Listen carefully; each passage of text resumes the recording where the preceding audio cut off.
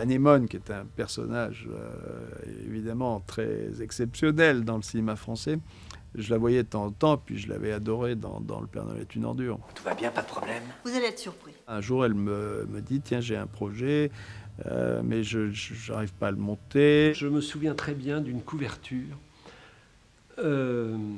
avec le roi et la reine des Belges qui posent sur la couverture. Et d'un seul coup, ça me frappe de l'idée que c'est des pauvres gens, mais vraiment ordinaires, mon comptable, ma crémière, normaux, et ils font de gros efforts parce qu'ils savent que c'est leur métier d'avoir l'air royaux.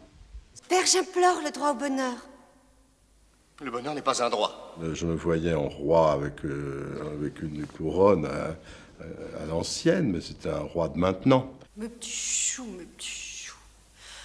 Mais encore 2 engueulades comme ça et le valet de chambre nous dénonce à Paris Match. C'était un tournage de fou, là. C'était un tournage de fou.